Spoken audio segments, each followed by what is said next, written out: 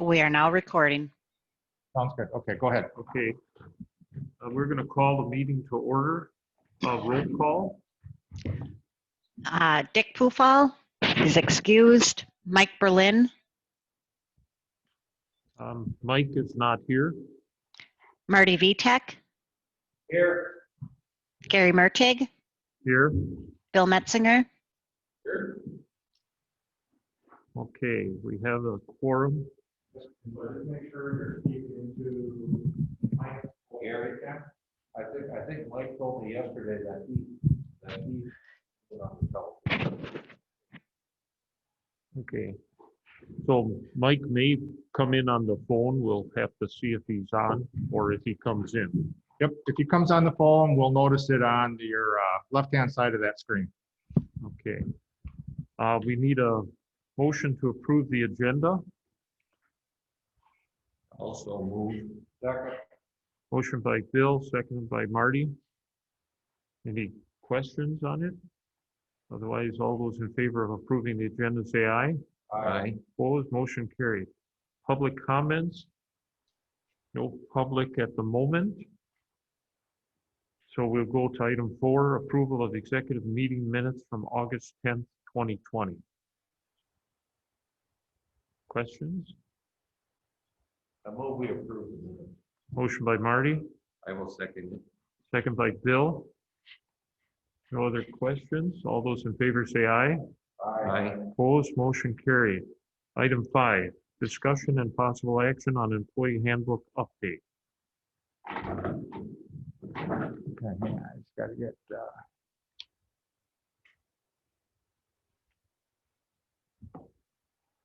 Okay, this is an item which came before the board in August, but for this committee in August, but we did not have the final version marked up and approved by Corp Council. Title VII of Civil Rights Act 64 prohibits discrimination in the workplace based on race, color, religion, sex, national origin. On June 15, 2020, the U.S. Supreme Court held in Brockstock versus Clayton County that Title VII protections extend to the LGBT community. There's background information on here which you can read. It talks about basically that we're going to be changing our employee manual, and we have a in your packet you'll see the harassment and discrimination attachment for the employee manual, which talks about age, race, sex, gender. What we're basically adding is sexual orientation to the list of employees' discrimination protections. And so we're just adding the language in there. And so if you look at the this policy here, attachment C, this attachment C will be I believe acting as the personnel committee. You set the policies for the county employees. I don't believe this has to go to the county board. So what will happen is we will just effectively put this in front of the county employees. If you approve this, and we've added sexual orientation into here. And so with that, I would seek a motion to add sexual orientation for protection from employment discriminations. I will make that motion that we adopt that. Okay, motion by Bill, I'll second it. second by Marty. Any other discussion? All those in favor say aye. Aye. Opposed, motion carried. Okay, item 6, land conservation lease review. Okay, so as you know, we've been working on the land conservation building, which is on Sanborn Avenue, for a number of months, working on a lease. The lease language is currently being reviewed by Corp Council because the owner of the building, there's a new owner actually, it'll be as of the 23rd, they're closing on this building. And so we're kind of in flux on here. This will not be an action item today, but it will just be information for the committee because I had anticipated an action item, but I don't think we're going to be there today. The owner of the current owner of the building was working basically on this multi-tenant lease for this building that it would basically be the equivalent of a triple net lease. And a triple net lease basically would be that the leasees of the building would pay all the costs associated, taxes, utilities, minor repairs, everything but capital. We own 5.3% of that. We are renting 5.3% of that building. And so we're drilling down in this language with with our attorney. And I'll just show you what we're kind of working on here.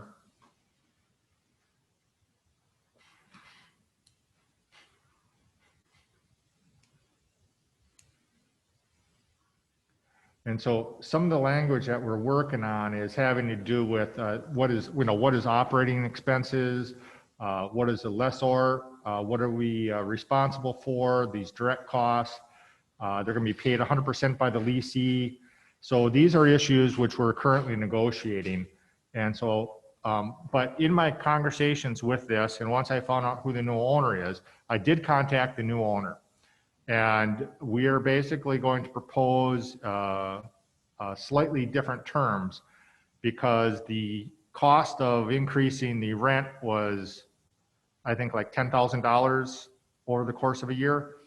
One of the issues that we have is we're $570,000 in the hole as far as for the budget this year. And so we're going to be cutting expenses everywhere, taking out, all the, travel and decreasing office supplies, but mostly we're going to have to be using probably employee furloughs and probably maybe taking money out of the bank in order to try to balance a budget just for 21. Given that particular direction, I find it hard to pay an increased rent for that while we have to take it out of employees' paychecks, if that's the way we go, if that's the way the board goes. So we basically reconsidered the move to moving conservation, land conservation to the 514 building, the New Horizons building down the street here. And even though that's not ideal, there's parking issues, there's access issues, we would do that in order to save that money. Given that particular direction, when I talked to the new owner, any renter is better than no renter. He is willing to basically continue the terms of our current lease as we currently have it, which would be a no cost increase to the county in order to, till hopefully December 31st of 21. And then we would have to work towards a market rate lease on January 1st of 2022. 21 would be a transitional year for us from a financial standpoint, which is, are we going to increase revenues by a wheel tax, or are we going to have to resize the government, change the hours of operations in order to get by with the money that is available given the levy limits that we have? Another alternative that we had discussed, and I think we're going to throw that out, but we basically have a gas station in Glidden. And this gas station we took on a tax deed.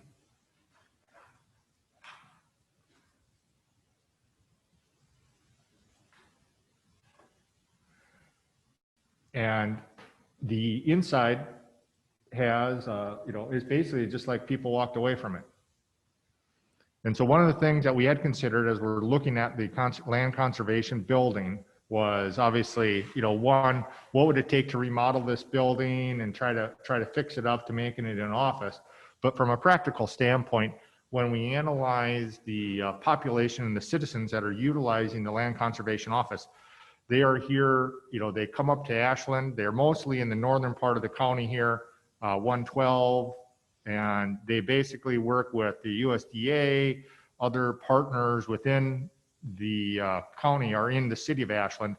It would be very inconvenient for our citizens to drive down to Glidden just to meet with this one department and have to come back up to Ashland to meet with other federal and state agencies. Given that, we are not going to consider this for the land conservation department. Yes. Clark, question, if we continue our rental agreement for 2021, if in the end of the year we decide that we don't want to continue renting, are we under any obligation that we couldn't move in 2022? No, yeah, so what I would do is basically sign a lease going till December 31st of 21. Okay. And then we can make the decision, do we want to, do we want to go to a market rate lease, which is going to be significantly more? And we are very transparent. We are paying less than market for that building. And so that's not a open for discussion. If we decide we can't afford that in 2022, then we would have to look at the 514 building again or something else, and see where that goes. You'd have to step up to the mic to speak and be recognized by the chair. How much are we paying a month now on the lease? And are we paying any utilities like water and sewer? Mayor Joe, could you come up and speak to this? And at the same time, how many square feet do we have? I know we have roughly about 1,278 square feet. The yearly rent is right around $7,000 some odd dollars, if I remember correctly. So right now, it's a little complicated because we have a DNR employee that manages our wildlife damage program.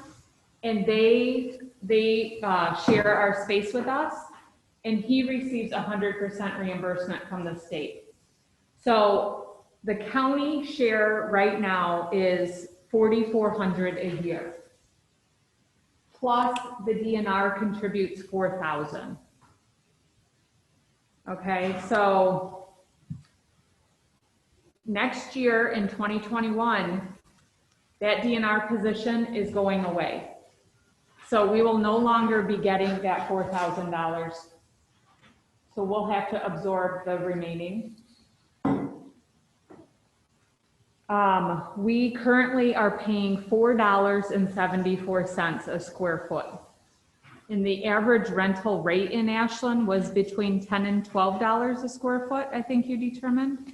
Yeah, 8 to 10 based on the quality of the office. So we are getting, a steal of a deal. We rent about 1,200 square feet. The rent I don't even need to tell you what the rent being proposed was going to go up to. Yeah, I'd rather not get into those. That's off the table now. Yeah, I'd rather not get into those negotiations on a recorded tape. Yeah, but we're talking $8,000 a year is kind of what we're looking at in the rental. Wouldn't that be 8,400? We're paying 4,400, and we're going to have to absorb Yeah. 4,000 more. That's 8,400. Yeah, But still, that's less than $1,000 a month. yeah. Do we have to pay any utilities? Right now, we're not, no. Well, with this new lease, will we have to? Yes, What type of utility do we have to pay? that's what we're working on. That's what we're negotiating. Okay. And so that we've not signed that document. So I am currently working with Corp Counsel and the new owner to basically sign that lease. But what we're basically working with this committee here is originally we were looking at signing the increased lease with the current owner. And now that the building is transferred, the new owner is flexible enough to work with some of the current lease terms that we have. I just have to nail those down to make sure, but he's very reasonable, and we'll be able to work out a deal with that to keep the building there, keep the crew there until at least December of 21. And then my goal, as I said earlier, is to figure out how to balance the budget in 22 without cutbacks, because in the long run, we need to give our employees raises. We can't continually cut employees' salaries because they're not going to work here anymore. We won't have a workforce. And so we're going to have to figure out how to build some of these things into the budget. And most likely there's going to be some policy decisions at the county board. Do they want to raise more revenue to run the county as is, or do they want to see a lesser government that basically has less services and less offerings for the people? So no action on that. Okay. Can I just bring up something? Yes. Yesterday, I was driving around. I went out to the building where you dump branches off out there, and I happened to come by and I seen a guy I knew, and he had just bought the building used to be the Spot. Oh, yeah. And I stopped in there, and they're remodeling it. And I talked to the guy that owns the place, and he said, I asked him, what's your rent going to be? He says, $1,350 a month remodeled to your specifications, and there is parking, there's a vacant lot right next door that they own. And he says, that includes the parking lot too.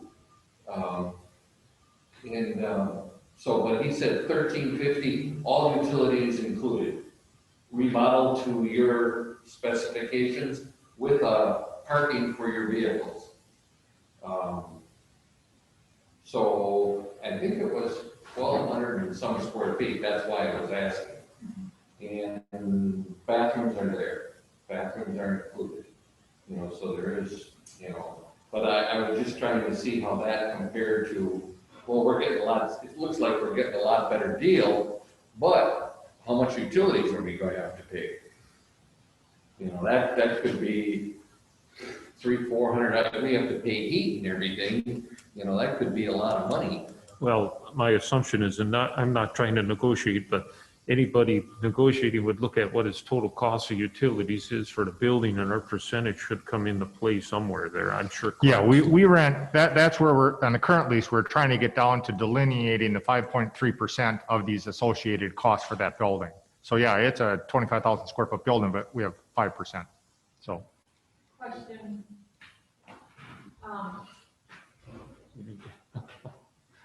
Only because of the folks on the phone. Clark, when you talked to the new building owner about requesting the existing lease that we currently have, did that include utilities, or would utilities be separate? I'm in negotiations on that with him, so I would rather not go into recorded live YouTube video about those. Okay. Thank you. Okay, so any other discussion on that? We'll come back at some point. Yep, we'll come back to, I guess just kind of the consensus of the committee, I would imagine you're in favor of staff working on the continuation of this lease at its current term at the best that we could possibly do, instead of working on, you know, that Glidden building, which staff is not recommending. And then the 914 building, we basically would rather not deal with that right now if we don't have to. Okay. So. Yeah, I went and looked at it with you and John, and I agree with you that it would need a lot of work and it would be kind of out of the way, but it's a 2,400 square foot building, and there's ample parking, and there's a lot of parking, and the building needs some repair because the roof has been leaking around the vents on top. And but it's a nicer building than I thought, but I can see it being out of the way, and it needs definitely remodeling. But I don't know if we have any other use for that type of a building. If we could, you know, maybe add something like the emergency management in there, or I don't know what kind of building that the highway department's using down there for offices. You know, I don't know that. Well, highway's office is in Highbridge, of course. Forestry is in Butternut. Right. But do they have an office in Glidden too, or no? No, just No. the shop, or just the buildings for the trucks and stuff. Okay. And this is a picture of the insulation that fell down. It's leaking You know. right by the vent. Yeah. Okay. You know, and so actually, so somebody's going to have to, we'll put this on a future agenda, but I would like to have some direction of, I did send a highway employee and a forest employee down there yesterday to go up on the roof to look at that leak and see if we just can patch that for this winter. We are not heating the building, but we should patch that roof if we can within reason. But we probably want to bring this back to the executive committee for some of the things I'll be bringing to you is, do we want to sell the stuff inside? Do we want to hold an auction? Do we want to get rid of this stuff? Do we want to sell the whole building as is? We have had it up on land auction and it did not sell. There are some contamination issues outside. And so those are some of the decisions that would need to come from a governing body. And so I will add that to the future agenda. Good, thank you, Clark. Okay, item 7, County Supervisor Handbook Review. Okay, let me get to.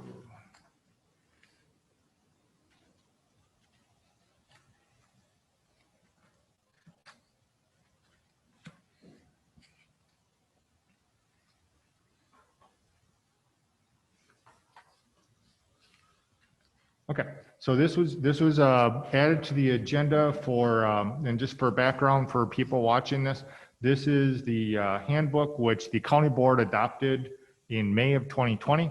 And so this basically is a self-guiding document that basically codifies how they want to operate. And so it talks about, what are the roles and responsibilities of supervisors, compensation for county board, rules for county board, the powers and duties of chairperson, general rules for all committees. And then it goes through all the different committees, basically what are their responsibilities, what are their obligations. And then one of the main reasons that we had a previous discussion about at this previous meeting was about resolutions. And this committee, I did not get any other feedback, but what they wanted was to revisit how resolutions come to the county board. And let me get to that section. Page 22, or was on the old.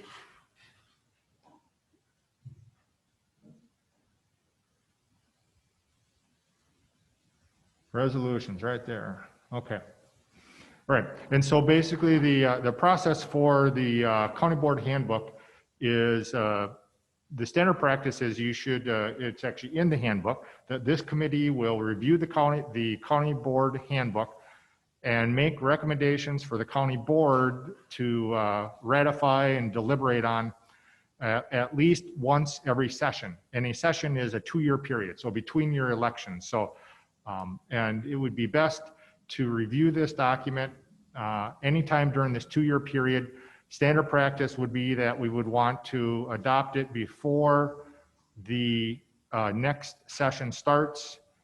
We missed it by a few days this year just because of the COVID issue, but you have until, I would say basically until, let's say, February of 22 to review this document and go through. The previous executive committee started work on this in like November and spent about 5 months on it, going through it line by line and changing a lot of things.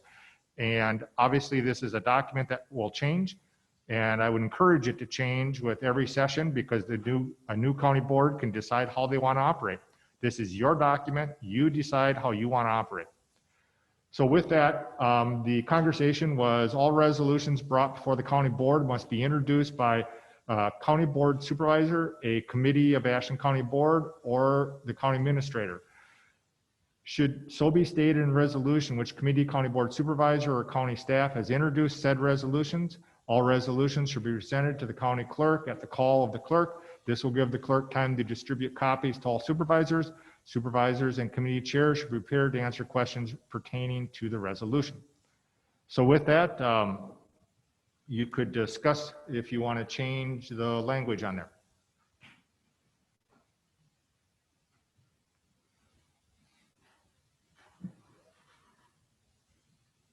Gary, Yes. how much was this different from the previous one that's in there on the May 2020? Was there any change as far as this, or? I don't have that information in front of me. There was probably some changes. I honestly don't remember. We did this like November of last year, so almost a year ago. So it's hard for me to remember what the changes were. I mean, yeah. Yeah, I have the one that's dated February 20th of 20 on the cover sheet, and Article 7 is just what's on there.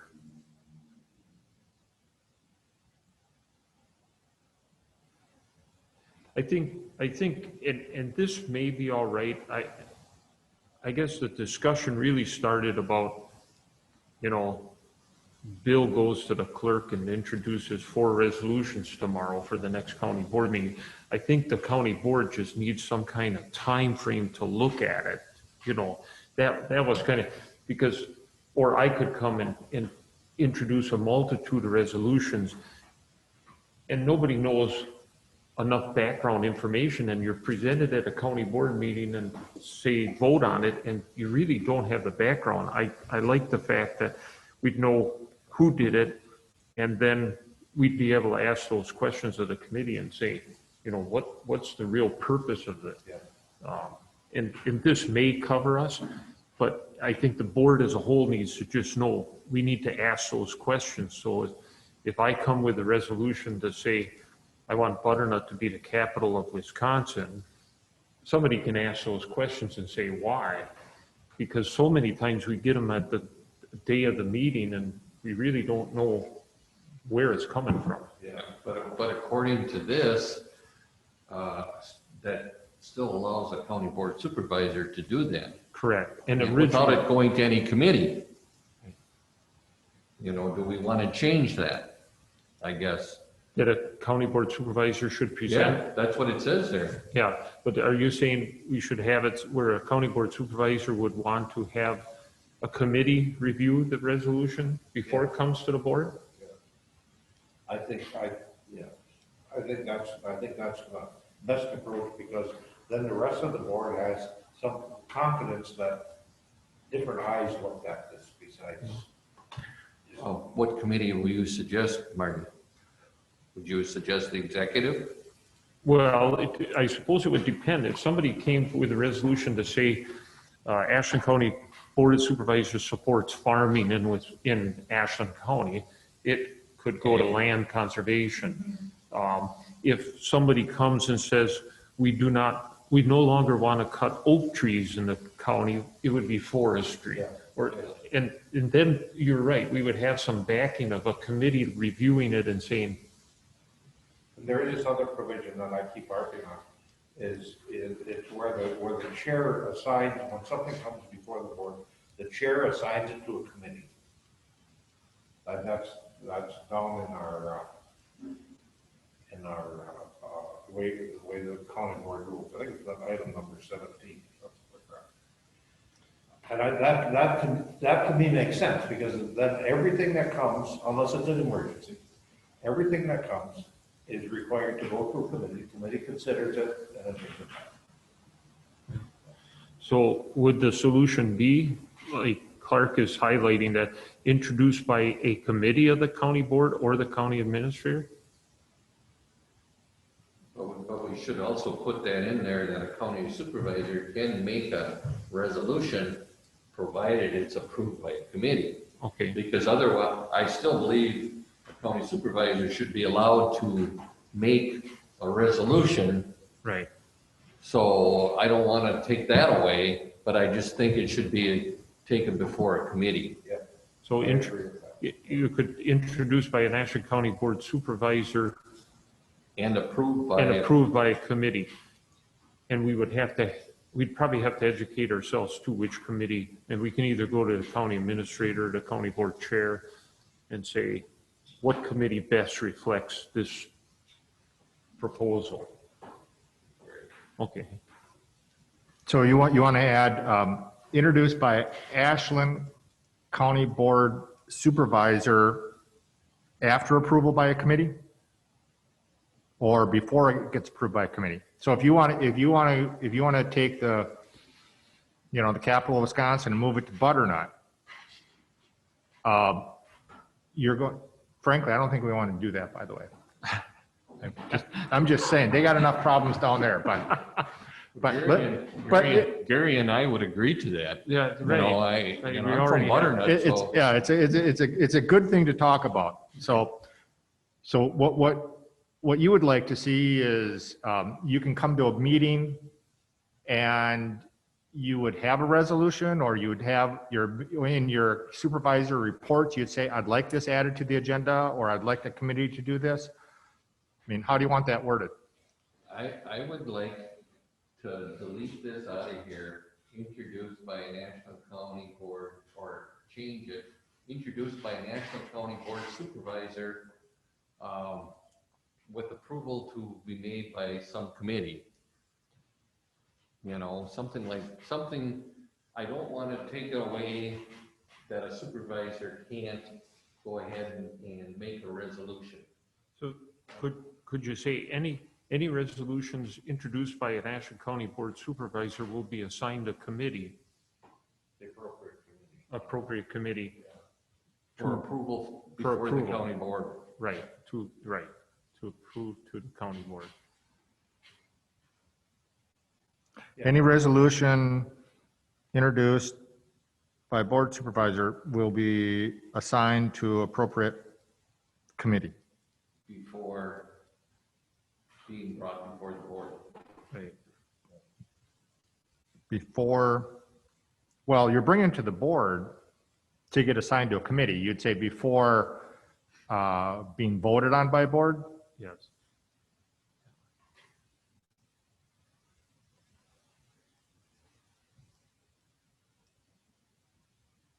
Okay. So if I, being a supervisor, want a resolution to appear before the board, what's the process? Do I take it to the county board chairperson? And then he assigns it, or he assigns it to a committee? So the duties of the county chairperson is he basically sets the agenda. So he can add things to the agenda. And then the agenda, obviously, just like you did today, the agenda is voted on by the full county board before the meeting starts to say, we want to talk about all these things. So I guess, from a practical standpoint, you have, most resolutions, you have to go through the writing process. It has to get formatted. It has to, you have to get numbers from the county clerk. Concepts are one thing. An actual resolution that goes for the county board has to go, not only, has to go through the committee, it has to go through staff to make sure it fits our, the whereas, therefore be resolved, and so, I think you have two issues. You might have a concept that you want to talk about, the capital of butternut. But getting that sheet of paper to say, this is the resolution we want passed, that's got to go through some process. Even if the chairperson wants to put something on there, he comes to me and says, I want this on the agenda and I want a resolution. And then I get staff together and we get together and we come something together and we say, chairperson, is this what you're looking for? And he says, yes, and we put it on the agenda. Could I be recognized, please? Sure. I think what Bill was asking. Wait till you're at the microphone. I think what Bill was asking is what is the process? Like, how would he do this? So if you had a resolution that you were interested in, you would likely ask the supervisor, what committee should I talk to about this? And if it had something to do with land and water issues, he would likely say, come talk to Mary Jo. And I would say, okay, I can develop a resolution for you. We could put it on the land conservation agenda, and the land conservation will approve this and recommend it to the county board. Right. So it could still be your resolution, but you would have support from a committee, and then that committee would be forwarding it to the greater board. Yeah, I just want it spelled out so that everybody knows what they should do. Because, and where do I have different county board people, maybe these will know, but then the rest. Yeah, so I'll use a recent example. So I had a county board member wanted to have the county board consider a resolution to declare that racism is a public health crisis. And so, I said, that's something that needs, a committee. It's not a resolution that say we support Groundhog Day. It's a resolution that involves probably some controversy. And so I said, take it to HHS. So tomorrow meeting on the at, I think it's 4:15. They're going to consider that resolution before it comes to the county board on October 6th, and so that's how I ran that process,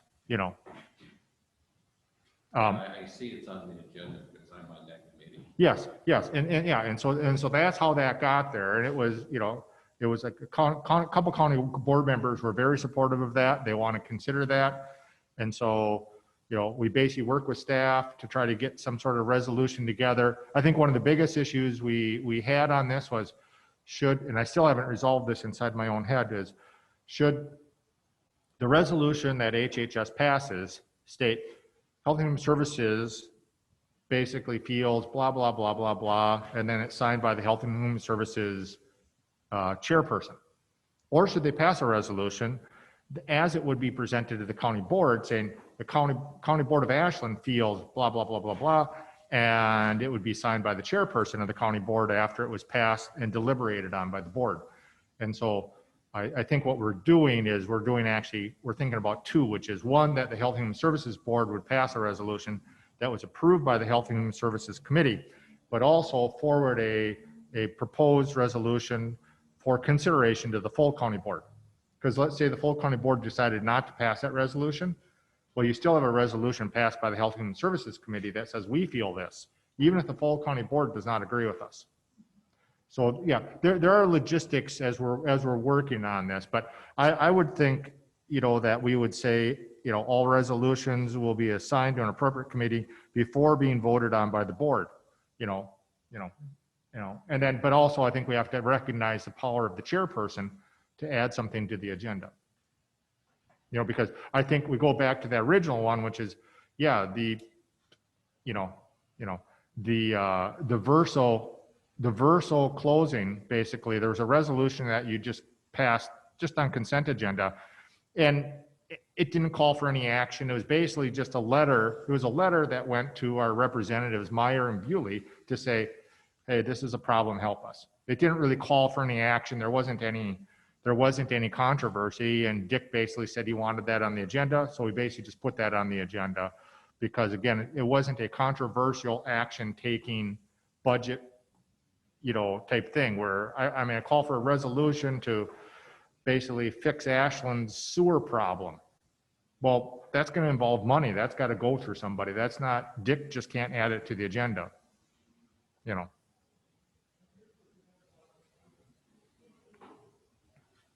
So I guess what I would suggest, I've taken some notes, and I can come up with a proposed language and basically, send it back out for comments individually, and then we can bring it back to another meeting to have it approved so that you can make a recommendation to the county board to change the language on how resolutions, and it would be a good discussion for the full county board to have to say, how do they want their resolutions to come?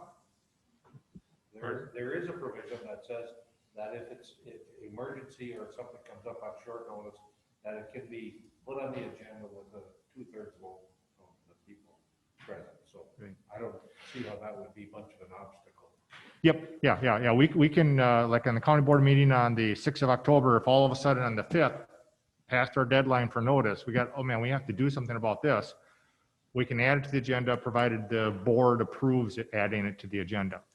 And then Clark, when you make this change that we'll look at it, review and vote on, can you just highlight that new language when you insert it? Yep. What I'll do when I work through when we worked through the process for the 5 months before, we had a bunch of track change documents. Okay. So it was all, crossed off here and highlighted here. And those are kind of, so the committee could see what was being changed.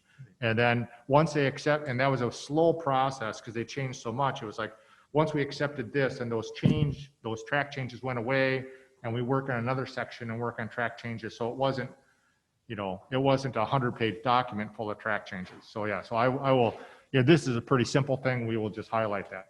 Okay, good. Any other questions on that? I have a question. Somebody brought this up to me and they asked me why we changed it. Before, there used to be all the resolutions were on the table and everybody signed them if they were in favor of it. And if probably was confusing because there was signed things that people were in favor of it to be discussed, but when it came to the county board in the session, they didn't vote that way. And that was kind of confusing. And somebody says, why can't we bring that back? And I just said, well, probably because it's too confusing. You follow what I'm saying? Remember the resolutions that were on the table and you had to get 2/3 of the, Yeah, the way it was working, and it happened to us, you could sign them or not sign them. If enough supervisors didn't sign them, they were not discussed. And we had that happen a year or so ago where there, I don't remember the subject, but there was something on the table that didn't get a majority of board signatures. And so it was never brought up. It was kind of killed before it was. Yeah. Yeah. So in talking with Corp Counsel, he basically says that that's the equivalent of a walking quorum because a meeting hasn't started. So his analogy, Max's analogy is this. I'm a supervisor and I'm champion getting the butternut capital. And I'm going to go around for a week ahead of time and just walk around and meet with all 20 of you and get this thing signed in order to get this. And I mean, that's a walking quorum. And so that's an open meeting law violation. So he says, so that the first thing is you can't do that anyway, because you're not in session. You're making decisions when you're not in an open, transparent meeting. The second issue is what you alluded to earlier, and this came to light basically because we were researching a resolution about something, and I can't remember what it was. It was like 6-8 months ago. And on the website, the resolution is there with all the county board signatures. And then when you read the minutes, it wasn't approved. And so people were under the assumption that, because it's a public record, once you put something out there, these are all public records and we have to retain them. And we're retaining a resolution with everybody's signature on it. That's not passed. And so those two issues basically make it kind of impractical for us to do that practice. And during a COVID thing, it is even worse because not everybody's here. So yeah, at every county board meeting when we get to the agenda, so even if you go through a committee and you get your butternut capital resolution on there, county board could take a vote and said, we don't want to talk about this. Why don't we remove it from the agenda? Instead of approving the agenda as is, I want to remove item 5. And then they wouldn't even discuss it. So yeah, so there's the opportunity for the county board to not consider a resolution that they feel is studying Area 51 out of Roswell. Great. Okay. Anything else, Bill? Marty? Okay, so we'll have those changes made. Was that all we needed on the handbook for now, Clark? That was all that, that's all that I remember, but I think I will go through it one more time just to make sure, because it was a fairly complicated process. There may be, we want to make sure we're in alignment, make sure that on page 10, it doesn't conflict with something on page 20, So I think it just needs a careful reading to make sure that we're not having conflicting information in there and that it's all saying the same thing. So if I come across something in there, I will bring that to your attention at the next meeting along with this proposed language. But but also yourself, if you have, or any other county board member who may be watching this after the fact, if you have suggestions and you say, hey, this is inconsistent, this is a good time to review it and have this committee review those changes. So. Marty? Just so make sure I'm understanding this, that our understanding is that basically all of the resolutions have to come up through a committee. That's our goal, right? With the exception of the chairperson, yeah. Basically the chairperson, the administrator work together to set the agenda, but, so, and that would only be, and I'm basically if I have a suggestion for a resolution, I obviously would not do it in concert with the chairperson and vice versa. So basically the two of us work together if there is something that just needs to be added because of, we just want the county board to weigh in on an issue to make a statement. Because as you know, only as a group do you speak. And if the group needs to speak, and if the chairperson wants to say something, he wants the board to weigh in with him. And so that's how he gets the board to weigh in. Gary? Okay, Bill? I think, I don't know if it happens all the time, but I think that we need to add to the resolution who it was approved by. You know, I see it sometimes, but I don't see it, What committee it came? what committee it came to. Yeah. Right. You know, and like maybe the date it was at this committee meeting, it was approved or denied. You know, then, but I don't think it's been on all the resolutions. I'm not positive. I see it on some of them. And it could be in the write-up too. Sometimes we have a cover letter that says this, here's the process that this went through. And it could be in the write-up. It wouldn't necessarily be in the doesn't necessarily need to be in the resolution. The resolution is a document that gives your thoughts on an issue. And the county board can confer that. Ready? Anything else? Okay. Okay, we'll bring that back. Item 8, administrator updates. I guess the only other thing that, you know, from a policy setting, we're going to have a finance meeting on the 24th next week. Some of the things that we'll be discussing will be how are we going to fix the budget shortfall? And there'll be some policy decisions for the board, the finance committee, and ultimately the board to consider. One of them is this wheel tax. I talked about it the previous finance committee. They were not in favor of that. But without that additional revenue, there are significant changes that are going to affect not only employees, but also the service level that we provide to our citizens. And then also, you know, how do we deal with courts? How do we deal with, you know, issues which we have limited control over concerning making budget cuts, because the courts are kind of a separate type of legislative, they're on a separate plane as the rest of employees. So those issues are going to be interesting to get through. Beyond that, I don't have any other updates. Oh, yeah, there was one update yesterday. I guess you guys should be aware of this. Enbridge is, as you know, is still working with the state of Michigan to get their tunnel underneath the straits. This week, they're basically going to be working in Ashland this week and next week. They're doing a depth of cover survey. So they're going to basically going around at individual spots where their proposed line would go either over or under a current utility. So if it's going underneath a gas line or a power line or something like that, they have to do a more, instead of doing a broad scope, what should it be? Obviously, the landscape changes, you get erosion, sometimes you get add, sometimes it goes away, sometimes your 3 feet of fill of cover is only 2 feet. And so they're going to do an in-depth survey of depth of cover. They also are going through all the county roads and the township roads with a vehicle that has like a bunch of cameras on the front that face down.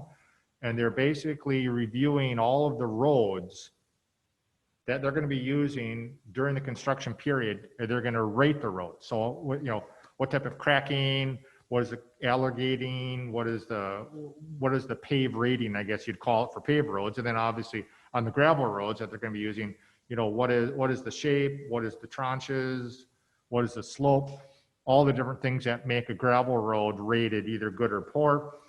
And then they'll set that marker, and then when they get done with their construction, when they close out, they're going to pay the city or the township or the county for the cost of the wear of that road, so the county or the township or the city can go ahead and repair the road back to the condition it was before they did construction. And I did talk about this at the Highway Committee, so they're aware of this a number of months ago. And then they're actually, the third thing that they're doing the next couple of weeks is they're having on-site inspections for contractors. Enbridge obviously is, they don't have employees that go out and put the pipelines in. They're pipeline companies that do that. And so these pipeline companies are coming in to look at some of the critical areas which are maybe more technical, to figure out what is the best way to deal with these types of, you know, water crossings and other issues. So they don't have permits to do anything yet. They obviously they're still working on a DNR permit, So that has not been approved. They also have a number of other permits that they don't have. This is just preliminary work. They're getting out of the way. But they are not doing, and they are not, in my conversations with them, they're not going to be doing any, land clearing or construction on any land, whether they own it or whether they have an easement on it, until they get 100% of the permits, including the Michigan issue, is my understanding. So if that Michigan issue stops it, well, then this doesn't really go here. The line's got to go somewhere else if they can't get across Michigan. Bill? I got a question for you, Claire. As far as the shortfall, the forestry department had a huge shortfall. Is that something that just the market reflected, or is it going to be better next year? Or I had heard that they were like $260-some thousand less revenue. Yeah, so they're like $250,000 short this year. They would have been like $350,000 or $400,000 short, but we basically made 3 more sales for timber that we would have sold basically next January or February. So we're just accelerating. We're not stepping outside of the bounds of our sustainable forest management plan, but overall the county is still going to be short a couple $100,000 in this year's budget. And next year's budget, from the forestry department, they're probably going to be, they're budgeting, I think, $200,000 less, basically, from that. Was that due to the price dropping? It's just, Yeah. So there was so the Verso basically closed 3 plants, and so that took a lot of capacity or a lot of demand out of what we have in this area. And the question is, is this a long-term issue? Is this a short-term issue? One of the things I asked the forestry administrator, Chris Hoffman, to give me a letter for finance for next week is this something, so if we're looking at the county, and I'm supportive of this decision, do we want to double down and expand on county forest lands to increase county revenues in order to help sustain the government in future years? And this will be discussed next week, but the long and short of it, you'd basically be asking current citizens to pay higher taxes to pay off the debt for a long-term revenue source, which our grandchildren would have to help sustain county operations. So it'd just be the reverse of the federal government, which is making, we're all getting money and living higher standards because we're borrowing trillions of dollars, and our grandchildren and great-grandchildren are going to have to pay that off. And one of the things, do we want to switch that scenario for this county and take on more debt today in order to ease the burden and have a more sustainable government in the future? So those are some big policy decisions for the board to take. But overall, we're at around a $550,000 deficit, and so I'm going through line by line, department by department, trying to figure out how we can balance this budget, because we have to present a balanced budget.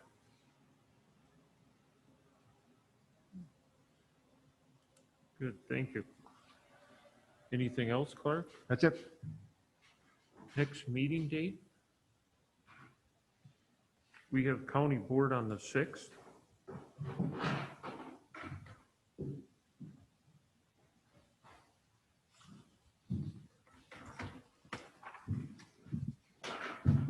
County board is on the 6th. It looks like we have land and zoning on the 13th.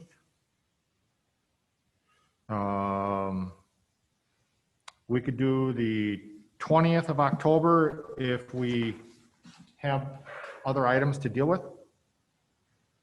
Okay, does the 20th work for those present, Bill and Marty? Question, has the finance committee and the executive committee ever met together? Would there be something of importance for the budget or something that the 2 committees meet together? It will be, so in a finance committee, basically, we're going to be meeting on the 24th, and then county board's on the 6th. I'm thinking of having the finance meeting again on the 15th to get feedback from the county board. I would encourage every county board member to attend the finance meeting on the 24th. Because I think that's going to be, that's where you can hear more about what's going on. And if you want to be involved at the finance committee, that's where you should be involved, is as a board member, giving your feedback, giving your input, having those discussions, reading the packets. And then on the 24th, and then the full county board will meet to discuss that budget. And then they'll give feedback back to the finance committee on hopefully the 15th. And then that next week, basically, we have to, so that next week of like the 19th to the 23rd, somewhere in there, we have to get that, we have to publish that notice for the public hearing, which will be on the 10th of November. And so, yes, I would really encourage county board members to attend all finance committees, the next 2 finance meetings at least, to talk about the budget.